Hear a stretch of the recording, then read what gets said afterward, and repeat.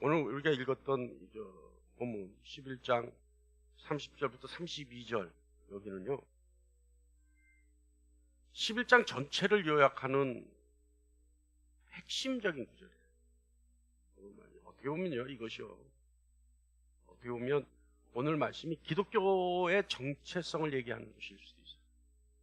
그러니까 기독교가 세상 종교와 전혀 구별될 수 있는 말씀이 오늘 말씀이에요. 나중에 이제 말씀 전하는 뒷부분에 말씀하겠습니다만, 아주 기독교가 무엇인가에 대해서 정확하게, 또 11장 전체에 대해서 정확하게 요약하는 말씀이 오늘 본 말씀입니다. 이 말씀은요, 하나님의 긍휼하심이 얼마나 크고 위대한지, 그러니까 하나님의 긍휼하심이 크고 위대하다, 이건 진리죠. 그러니까 진리가 하나님의 하나님의 긍휼하심이 크고 위대하심이라고 하는 이 진리가 인간의 역사 속에서 가장 명확하게 드러나게 하는 거예요. 왜 그러느냐? 왜 그렇게 인간의 역사 속에서 하나님의 긍휼하심이 반드시 드러나야 되고 그것이 압도할 정도의 위대함으로 드러나야 하느냐? 그것은요, 인간의 교만을 꺾기 위해서. 인간의 교만.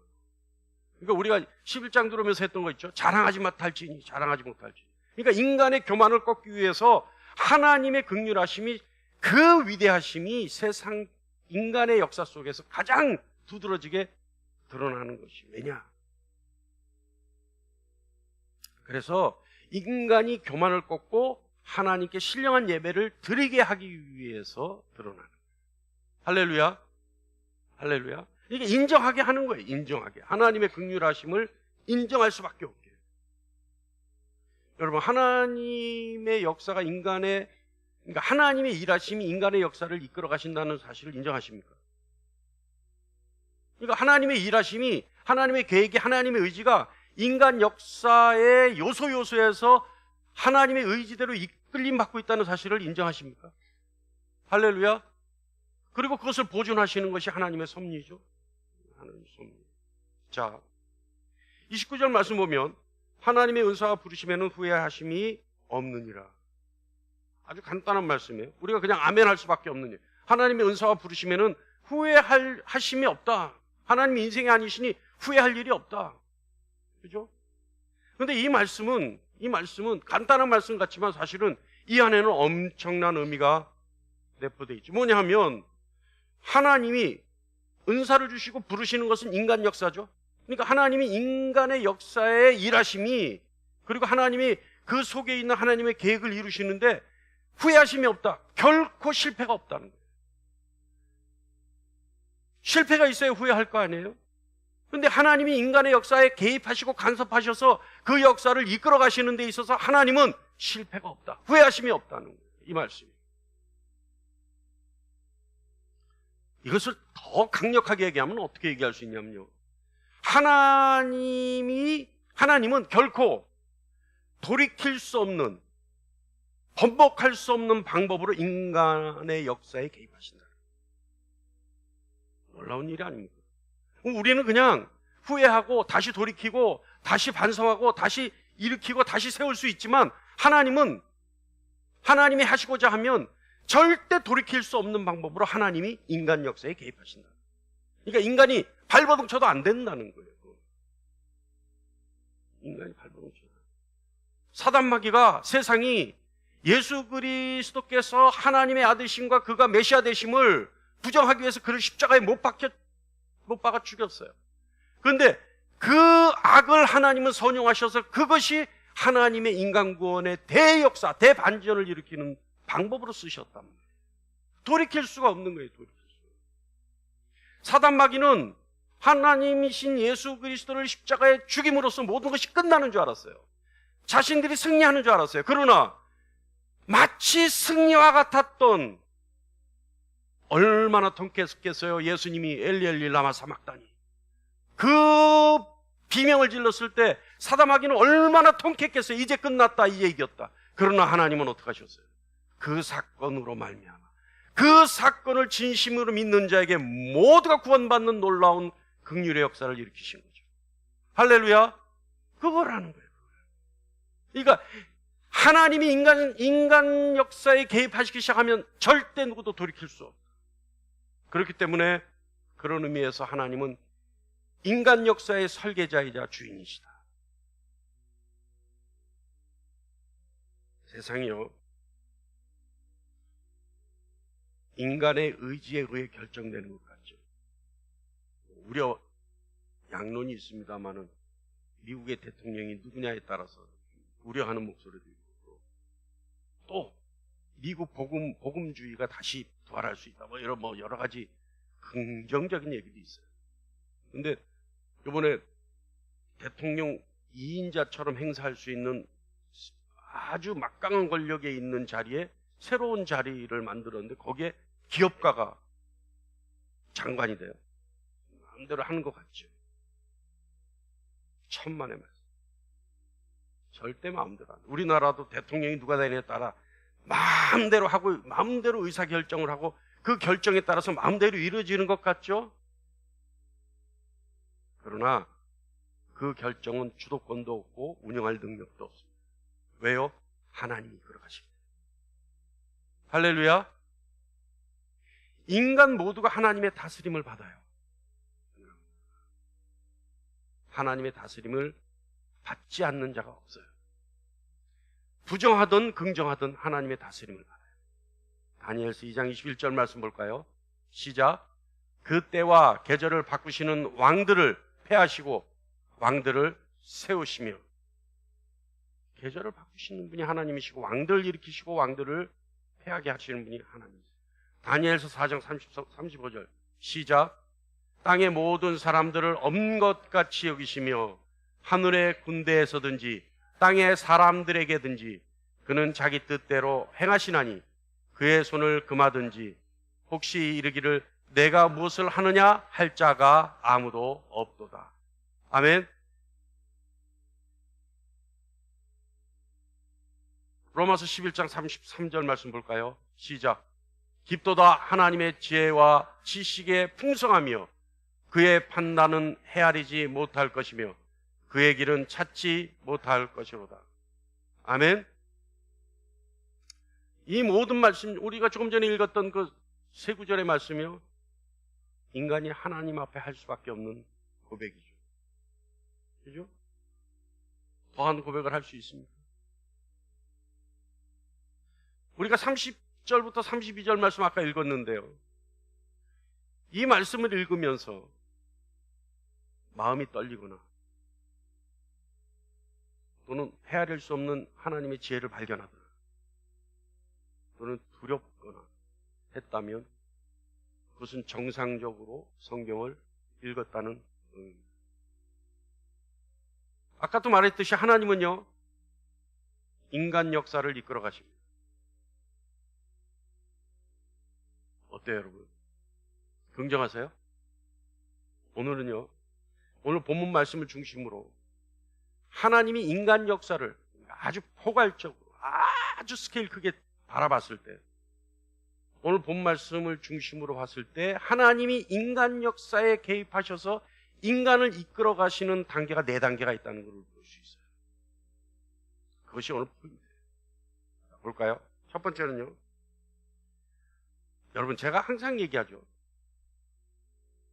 하나님은 우리가 잘 먹고 잘 사는데 관심이 있어요, 없어요? 이제 여러분도 세뇌당해 갖고 이제 답이 나와요. 하나님이 우리가 잘 먹고 잘 사는데 관심이 있어요, 없어요? 왜들 근데 그런 거를 얘기할 때 왜 이렇게 작게 얘기해요? 자신 없이. 다시 이때까지 수도 없이 들었어. 하나님은 우리가 잘 먹고 잘 사는데 관심이 있어요, 없어요? 하나님은 어디에 관심이 있어요? 하나님은 우리 모두의 구원에 관심이 있어요. 이게 놀라운 거예요. 마치 우리가 잘 먹고 잘 사는 데 관심 없다 그러면 째째한 것 같고 우리를 버리신 것 같지만 사실은 그게 아니라 궁극적으로 우리에게 가지고 계신 하나님의 계획은 우리의 구원에 있어요. 그렇기 때문에 독생자 예수를 십자가에 못 박아 죽이는 거예요. 그만한 더 큰 관심이 어디 있겠어요? 그만한 더 큰 아픔이 어디 있겠어요? 그러나 하나님은 그 길을 택하셔서 우리를 구원하시는 거예요. 그러니 우리가 째째하게 잘 먹고 잘 사는 거에 관심을 가지고 하나님께 엎드린다면 그는 너무 하나님을 이 땅의 신처럼 만들어버리는 거죠. 이 땅의 신들은요, 인간이 잘 먹고 잘 사는데 관심이 있어요. 그래서 알랑방귀고 잘 보이고, 그죠? 잘 갖다 바치면 잘 살게 해줘요. 왜? 더 갖다 바치라고. 근데 하나님은 관심이 없어요. 그거 아니라는 거예요. 하나님의 관심은 오직 어디에 있다고요? 나와 내 이웃의 구원에 관심이 있어요. 자, 첫 번째 단계입니다. 이방인들이 불순종하는 시기가 있어요. 이방인들이 불순종하는 시기. 그때는요, 모든 민족이 각자가 자기 길로 갈 수 있도록, 그래서 죄에 빠지게 되도록 하나님이 내버려 두시는 시기예요. 두시는 거예요. 그동안 하나님은 이스라엘 역사 속에서 이스라엘에게 율법과 성문서와 예언서를 주시고, 그래서 후에는 열방의 교과서가 되도록 인내하고 계시죠. 두 번째 시기는요, 유대인의 불순종의 시기예요. 그들은 메시아이신 예수 그리스도를 거부해요. 그 결과 하나님은 그들을 우둔하게 하시죠. 세 번째 시기는요, 많은 이방인들에게 긍휼을 베푸시는 시기예요. 그래서 모든 민족에게 복음이 전파되고 이방인의 충만한 수가 차기까지 하나님이 구원받은 백성들을 부르시죠. 네 번째는 이스라엘에게 긍휼을 베푸시는 시기예요. 하나님이 하나님의 구원 계획을 완성하시고 이스라엘 민족의 우둔함을 제하시고 구원하셔서 많은 이들이 그리스도께로 돌아옵니다. 그럼 지금은 몇 번째 시기인 것 같아요? 세 번째 시기. 많은 이방인들에게 구원 계획을 실현시키시는 놀라운 일이죠. 놀라운. 유대인에게 복음이 들어가서 유대인이 구원을 받기 시작했다? 그럼 어떻게 돼요? 마라나타, 마라나타. 주 예수에 어서 오시옵소서. 그 소식을 듣는 날 우리 다 나가서 찬양해요. 예수님 오시옵소서. 자, 이제 시작해 볼게요. 첫 번째 단계가 어떤 단계였어요?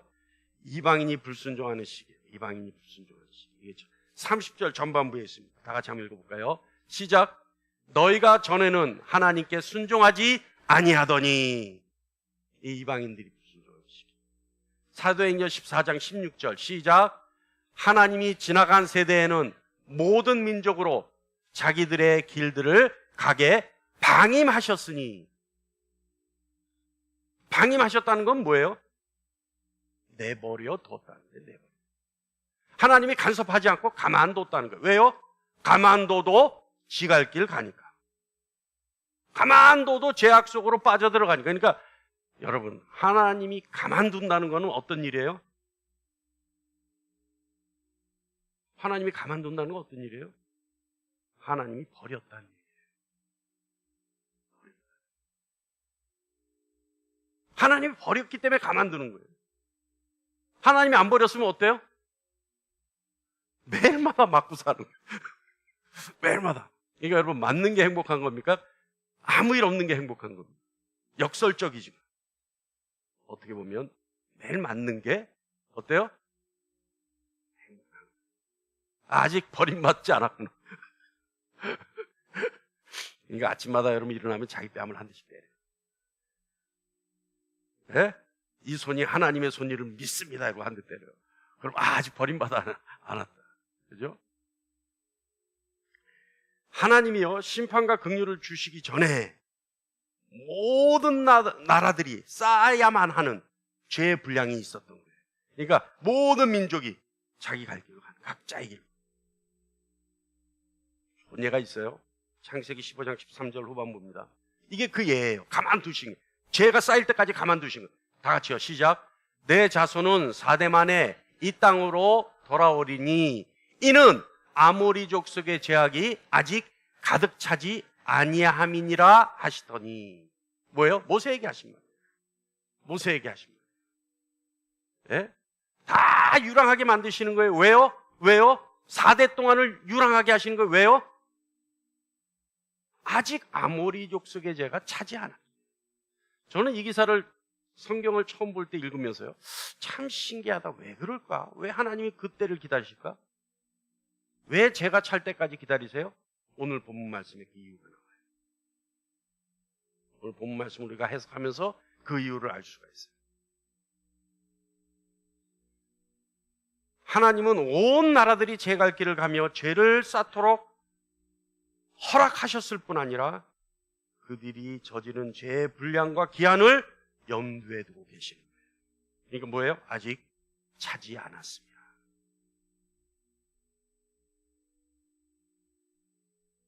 하나님은요, 어떤 경우에도 얼마나 많은 죄를 용인하실지 계획하고 계신 거예요.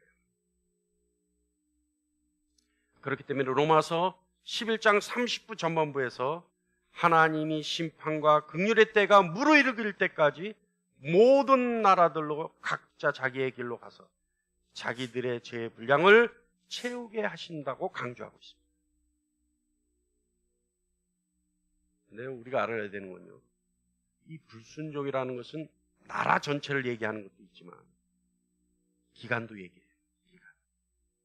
불순종에 분량이 있다는 것은 기간도 있다는 거예요. 모래시계 보면 모래는 분량이지만 그것이 결국은 시간 아니에요? 그러니까 뭐예요? 그 기간이 있다는 거예요.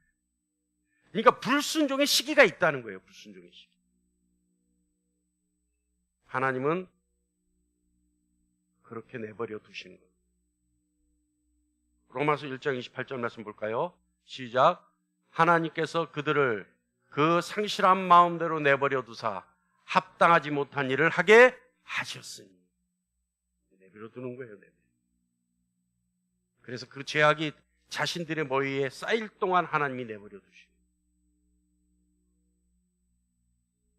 두 번째는요, 유대인의 불순종 시기가 있습니다. 이건 우리가 다 알죠. 그죠? 유대인의 불순종 시기. 30절입니다. 다 같이요. 너희가 전에는 하나님께 순종하지 아니하더니 이스라엘이 순종하지 아니함으로 이제 긍휼을 입었는지라. 그러니까 이스라엘의 긍휼의 시기가 있는 거예요.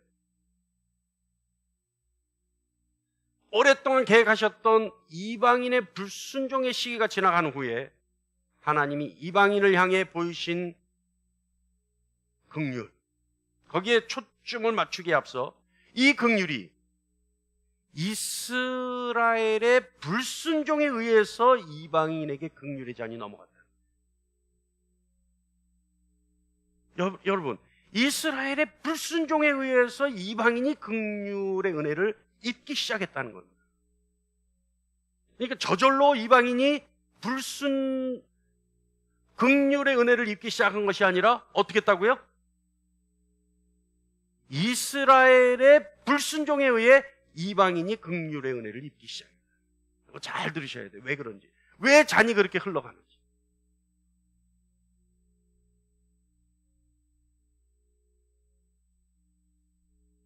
하나님의 계획의 두 번째 단계, 유대인의 불순종입니다. 이스라엘의 결정적인 불순종은 뭐예요? 예수 그리스도께 경배하는 것을 거부한 거죠. 예수 그리스도를 거부한 것이 이방인에게 긍휼을 베풀게 된 유대인의 불순종이에요. 예수님이 얘기하시잖아요. 포도원과 그 농부들의 비유에서 예수님이 그 아들을 죽인 자들이 어떻게 되는지에 대해서 예수님이 얘기하신단 말이에요. 그래서 마태복음 21장 43절에 이렇게 말씀하시잖아요. 그러므로 내가 너희에게 이르노니 하나님의 나라를 너희는 빼앗기고, 이 유대인들이에요, 이스라엘이에요. 그 나라의 열매 맺는 백성이 받으리라. 이방인들이잖아요. 예수님이 미리 얘기하신 거예요. 예수님은요, 너희가 아들을 거부했기 때문에 하나님의 나라는 순종한 이방인에게 넘어갈 것이다. 미리 예언하신 거죠. 자, 그렇다면 여러분, 이방인의 불순종과 이스라엘의 불순종, 이 두 단계, 이것을 하나님이 나누신 이유는 뭘까요? 왜 하나님이 왜 이런 메커니즘을 만드셨냐는 거예요. 왜 이런 절차를 만드셨냐는 거예요. 왜 불순종의 잔이 이방인에게 갔다가 다시 유대인에게 가게 만드셨느냐. 그 이유는 뭐냐? 32절입니다. 32절로 다 같이 볼까요? 시작. 하나님이 모든 사람을 순종하지 아니하는 가운데 가두어 두심은 모든 사람에게 긍휼을 베풀려 하심이라. 뭐라고요? 모든 사람에게 긍휼을 주기 위해서 그렇게 하셨다. 야, 이 지혜를 우리가 알 수가 없어요. 그죠? 하나님이 긍휼을 분명하게 나타내기 위해서, 모든 사람에게 긍휼을 베풀려 하기 위해서, 하나님이 베푸시는 그 긍휼을 모든 사람이 알게 하기 위해서 하나님이 그렇게 하셨다. 그리고 31절에 그 의도가 나타나 있습니다. 31절부터 다 같이 볼까요? 시작. 이와 같이 이 사람들이 순종하지 아니하니 이는 너희에게 베푸시는 긍휼로 이제 그들도 긍휼을 얻게 하려 하심이라. 여러분, 불순종에는 하나님의 목적이 있어요. 그 목적은 그들에게 긍휼을 나타내려 하기 위해서. 여러분, 우리가 이웃을 기도할 때요, 우리가 형제 자매를 위해 기도할 때 저는 그런 기도도 좋을 것 같아요. 하나님의 긍휼 속에 그가 포함될 수 있게 해주십시오. 하나님의 긍휼의 계획 속에 그도 포함될 수 있게 해주십시오. 그죠? 꼭 그와 같이 구원의 기도를 이룰 수 있는 저와 여러분 되길 간절히 바랍니다. 여러분, 이방인이 불순종한 것은요, 그냥 우발적인 일이 아니에요. 이방인의 불순종은 하나님의 긍휼이 풍성해져서 더욱 충만히 드러나게 하기 위한 하나님의 계획이에요. 다음에 이방인의 충만한 수를 위한 긍휼의 시기가 있죠. 이방인에게 긍휼이 와요. 30절 다 같이요. 시작. 너희가 전에는 하나님께 순종하지 아니하더니 이스라엘이 순종하지 아니함으로 이제 긍휼을 입었는지라. 이스라엘이 불순종하니까 그 긍휼이 이방인에게 넘쳐나기 시작해요. 이스라엘이 성경적 의미로 25절입니다. 우둔하여진다는 거죠. 우둔하여진다. 우둔하여진다. 그러니까 뭐라 그래요? 이스라엘이 우둔해진 동안 하나님의 복음은 모든 나라에게 보내져요. 바울은 이방인의 충만한 수를 말하면서 세계 복음화를 얘기합니다. 그래서 그 복음화 기간 동안 이방인의 충만한 수가 이루어진다. 그리고 그 시기다. 여러분, 하나님은 2000년 동안 기다리시는 거예요. 예수가 오신 후 2000년 동안 기다리고 계시는 거예요. 하나님은 이스라엘을 택하시고 그 이스라엘에게 율법을 가르치시고 율법을 통해 메시아가 오시고 죽으시고 부활하시고, 그래서 그리스도의 복음, 그 복음으로 인해 온 세계가 하나님의 긍휼을 완전히 이해할 때까지 하나님 기다리고 계십니다. 그럼 지금 뭐예요? 하나님은 인내하고 계시는 중이에요. 지금 인내하고 계시죠. 지금 하나님의 인내가 가장 충만할 때, 하나님의 인내가 충만할 때. 네? 그러니까 여러분, 우리가 지금 이루고 살 수 있는 건 무엇 때문이에요? 하나님이 참고 계시니까 살 수 있어요. 여기 들어와서 예배한다고 좀 다를 것 같아요? 밖에서 예배 안 하고 다니는 사람들하고 다를 것 같아요? 아니란 말이에요. 우리가 하나님의 인내하심에 없으면 우리도 마찬가지예요. 진노의 대상이란 말이에요. 제가 뭐라 그래요? 항상 밖에 나가 지금 놀러 다니는 사람하고 우리하고 어떤 차이라고요? 도토리 키재기라. 하나도 잘난 거 없어. 하나도. 다만 성령이 우리 안에서 우리에게 은혜 주시고 우리를 이끌어 오시니까 이 자리에 앉아 있는 거예요. 성령이 우리를 이끄시지 않았다면 우리 어떻게 해요? 똑같아. 도토리 키재기. 그놈이. 하나도 잘난 게 없어. 이 자리에 앉아 있다. 그러니 어떻게 해야 돼? 하나님 긍휼에 감사해.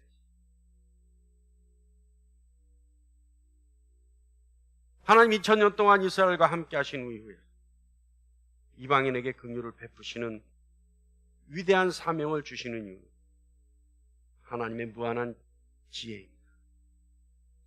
그리고 그것을 하나님의 지혜라고밖에 말할 수가 없어요. 왜요? 우리는 알 수가 없어요. 그러나 분명한 것은 하나님이 복음 선포를 위해 이방인에게 긍휼을 베푸시는 시기가 지금이라는. 이제 네 번째 마지막입니다. 온 이스라엘에게 긍휼을 베푸시는 시기. 이제 마라나타. 31절 말씀입니다. 31절 시작. 이와 같이 이 사람들이 순종하지 아니하니 이는 너희에게 베푸시는 긍휼로 이제 그들도 긍휼을 얻게 하려 하심이라. 여기서 그들이 누구예요? 이스라엘. 이방인의 수가 충만하게 들어왔을 때 이제 유대인이 긍휼을 얻는 시기입니다. 모든 이방 나라들이 하나님이 구원하시고자 하는 그 계획, 다시 말하면 긍휼이 완성되면 이 긍휼이 이스라엘의 우둔함을 제거하고 온 이스라엘은 메시아를 영접할 것이며 이스라엘 전체가 구원을 얻는 거죠. 자, 이제부터 핵심. 그렇다면 여러분, 불순종의 목적이 뭐예요? 불순종의 목적. 하나님이 내버려 두셨어요? 불순종하게 하셨어요? 그죠? 그래서 이스라엘을 택하게 하셨어요? 이스라엘이 불순종하게 하셨어요? 내버려 두셨어요? 왜냐하면 내버려 두면 자연적으로 불순종하니까. 내버려 두셨어요? 그러니까 그 긍휼이 이방인에게로 갔어요. 이방인들이 하나님의 긍휼한 그 긍휼의 충만한 수가 채워지니까 이제는 어떻게 해요? 이스라엘에게 가요. 그렇다면 그 불순종의 목적은 뭐예요? 이스라엘이 왜 하나님의 긍휼에 불순종했느냐? 예수 그리스도를 왜 거부했느냐?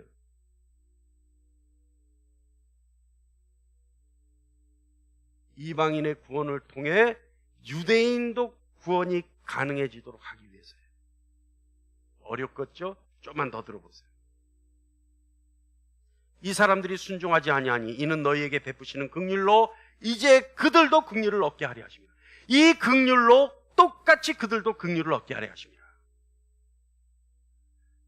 유대인의 불순종이 이방인들에게는 긍휼의 잔이 채워지는 계기가 됐어요. 긍휼이 충만해지니 이제는 그 충만해진 긍휼이 유대인에게로 가요. 그렇다면 유대인의 불순종의 이유는 뭐였어요? 처음에 이방인의 불순종이 유대인을 선택하게 하셨어요. 유대인의 불순종이 이방인의 긍휼의 원인이 되었어요. 이방인의 충만한 수가 채워지니 이제는 유대인이 긍휼을 받아요. 그렇다면 불순종의 원인은 뭐예요? 이유는 뭐예요? 긍휼이 극대화되기 위해서. 긍휼의 영광이 나타나기 위해서.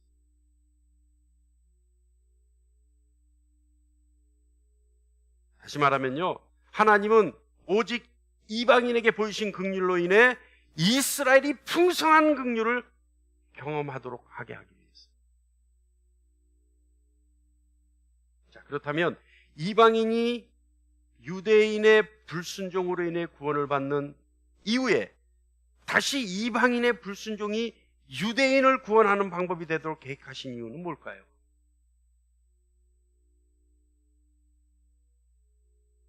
그 이유는 단 하나예요. 하나님은 인간의 교만을, 그 교만한 입을 막고 하나님이 절대적으로 자유롭고 자유롭게 베푸시는 위대한 긍휼을 극대화시키고자 인간의 역사 속에서 일하시는 거예요. 제가요, 조금 전에 예배에 들어오면서 갑자기 생각나는 게 있어서 목사님한테 부탁을 했어요. 성경에 하나님이 스스로를 가르쳐서 내 이름을 위하여라고 하는 말씀을 몇 번 하셨는지 한번 물어봤어요. 찾아봐라. 그랬더니 69번 나왔어요. 69. 이름번에 하나 부족해요. 69. 성경 전체 내 이름을 위하여. 특히 내 이름을 위하여는 어디 나오겠어요? 구약에 많이 나오겠죠. 내 이름을 위하여. 근데 여러분, 우리가 이 시간 명심해야 될 것은 세상 종교와 기독교가 다른 것이 이겁니다. 세상 종교에서 나오는 신들은 절대 자기 이름을 위하여 얘기하지 않아요. 왜 그렇게 했어요? 왜 그렇게 했어요? 왜 내 이름을 위하여 얘기하지 않겠어요? 세상 종교는 그 이름이 거룩하지 않기 때문에 자기 이름을 얘기 못하는 거예요. 기독교는 달라요. 왜 하나님이 내 이름을 위하여 얘기하시겠어요? 그 이름이 거룩하기 때문에, 그 이름이 존귀하기 때문에, 그 이름이 단 하나밖에 없는 이름이기 때문에 하나님이 스스로를 향하여 내 이름을 위하여 라고 말씀하시는 거예요. 그것이 세상 종교와 기독교의 차이죠. 그래서 복음은요, 하나님의 이름을 위하여 이루어집니다. 구원은 어떻게 이루어져요? 하나님의 긍휼하심이 극대화되기 위해서 이루어지는 거예요.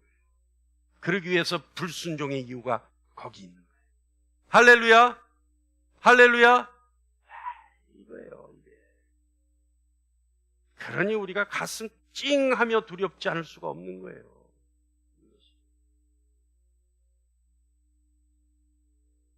유대인들은요, 이방인을 보면서 자랑하는 경향이 있었어요. 뭐라고 자랑했어요? 우리가 선민이다. 우리가 구원, 오직 하나님의 백성이다. 우리만이 구원의 대상이다. 그러나 하나님은요, 유대인으로 하여금 불순종하도록 내버려 두셨어요. 그렇게 되죠. 어떻게 됐어요? 하나님의 구원이, 그러니까 구원의 방편이 그 이스라엘의 불순종을 하나님의 이방인에 대한 구원의 방편으로 삼으시고 이방인을 구원하셨어요. 불순종하자마자 이방인을 구원하셨어요. 그랬더니 그 사실을 본 유대인들이 어떻게 하겠어요? 입을 막죠. 자랑하고자 했던 입을 막아요. 그래서 어떻게 됐어요? 겸손하여졌어요.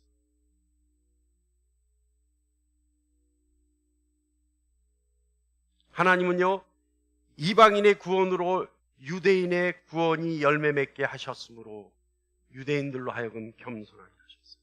이제 유대인의 자랑은 끝난 거예요. 어떤 자랑이요? 내가 선민이다. 우리만이 하나님의 백성이다. 우리만이 구원받는다. 자랑 못하죠. 왜요? 그들의 불순종에 의해 하나님이 이방인을 구원하시기 시작하셨기 때문에, 다시 말하면 하나님이 이방인을 긍휼히 여기기 시작하셨기 때문에 아무것도 아니라는 거예요. 하나님의 긍휼을 빼면 유대인도 유대인이 아닌 거예요. 이미 그들의 자랑은 끝나버리는 거예요. 하나님의 긍휼이 있었기에 그들도 자랑할 수 있었지만 그 자랑이 도가 지나쳐서 불순종에 이르자 하나님은 그 자랑, 다시 말하면 교만의 입을 막기 위해 긍휼을 이방인에게 옮기십니다. 자, 이방인은 어떤가요? 이방인들 뭐라 그랬어요? 생명의 가지에서 꺾여나간 유대인들을 보면서 또 자랑하기 시작하죠. 그래서 그들의 불순종이 우리에게는 구원이 되었다 자랑하기 시작하죠. 그러나 하나님은 이방인, 다시 말하면 우리에게 주신 긍휼을 이방인에게 주실 긍휼의 방법으로 삼으셔요. 다시 말하면 우리의 불순종이 디딤돌이 돼서 다시 유대인의 긍휼의 방편이 되죠. 그래서 이방인, 다시 말하면 유대인들을 보며 자랑하는 우리의 입을 막으셔요. 우리의 교만을 꺾어버리시죠. 그렇기 때문에 이방인의 자랑도 끝나는 겁니다. 유대인과 이방인의 자랑이 제거된 후에 남는 건 뭘까요? 오직 하나님의 긍휼만 남아요. 우리가 자랑할 것이 없는 걸 알았단 말이에요. 그러니 어떻게 해요? 하나님의 영광만 남고 하나님께 감사와 기쁨밖에 남지 않는 거예요.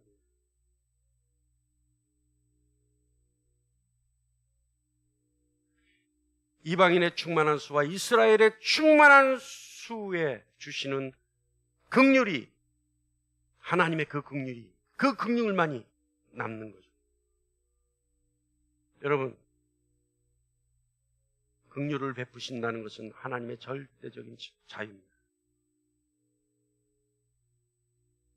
인간의 모든 자기 의존과 자기 자랑을 완전히 배제시킨 후에 하나님의 긍휼만이 남는 거예요.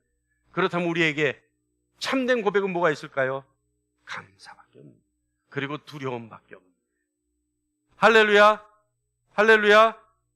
그래서 로마서 9장 16절 바울이 일찍부터 밝히고 있습니다. 다 같이요, 시작. 그런즉 원하는 자로 말미암음도 아니요 다른 박질하는 자는 말미암음도 아니요 오직 긍휼히 여기시는 하나님으로 말미암음이니라.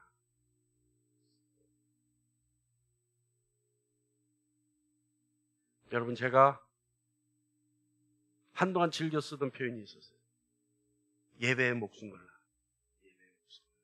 오늘 이 예배에 목숨 걸라. 그건 무슨 뜻이었어요? 오늘 이 예배를 내 인생의 마지막 예배라고 생각하고 여기에 참석해라. 그러면 그것이 목숨 거는 거다. 여러분, 신령한 영으로 예배하시기를 간절히 바랍니다. 그것을 어떻게 하느냐? 오늘 이 예배에 목숨 건다는 것은 내 인생의 마지막이라고 생각하고 이 예배에 참석하는 것이 목숨 건다는 거죠. 그렇다면 신령한 영으로 예배하라. 그렇다면 그걸 어떻게 하면 되느냐? 오직 하나예요. 오직 하나님의 긍휼하심에만 의지하고 예배하는 거예요.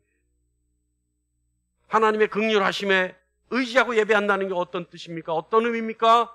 하나님, 나는 이 자리에 있을 수 있는 자격이 없습니다. 하나님, 나는 버러지 같아서 이곳에 있을 수가 없습니다. 몸둘 바를 모르겠습니다. 그러나 긍휼히 여기시는 하나님의 긍휼이 나에게 있기 때문에 예수 그리스도의 십자가의 보혈이 정수리끝부터 발끝까지 덮여주시고, 그래서 내가 이 자리에 있을 수 있사오니 오직 하나님의 긍휼만이 영광 받으시옵소서. 이 자리에 있는 거예요. 그랬을 때 그것이 어떻게 돼요? 신령한 영으로 예배하는 예배가 되는 거예요. 여러분, 긍휼을 베푸시는 하나님의 의지와 하나님의 그 자유와 지혜에 감탄하면서 예배하는 거예요. 오, 하나님, 나를 어떻게 이 자리에 있게 하셨습니까? 도대체 하나님의 그 어떤 능력과 지혜가 내가 이 자리에 앉아 있을 수 있게 하셨습니까? 내가 세상과 구별되게 하셨습니다. 감탄하는 거예요. 그래서 기뻐하는 거예요. 그렇게 예배하는 거예요. 그게 신령한 영으로 예배하는 거예요. 또요, 두려움과 떨림으로 예배하는 거예요. 죽을 수밖에 없었습니다. 하나님의 그 능력의 오른팔이 아니었으면 나는 나된 것을 부인할 수밖에 없습니다.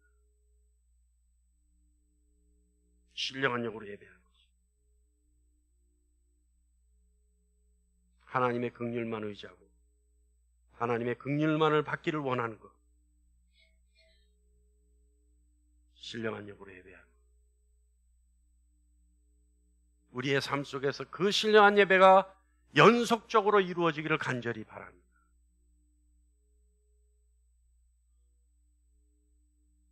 하나님은요, 인간의 역사 속에서 일하시는, 그래서 우리를 향하신 하나님의 목적이 있어요.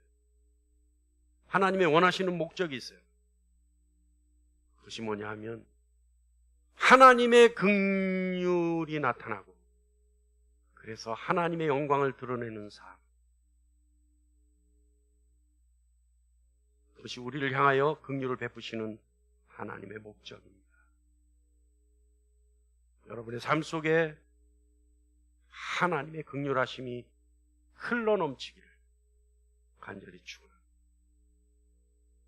할렐루야, 할렐루야. 여러분의 삶이 신령한 예배로 연속적으로 이루어지기를 간절히 축원합니다.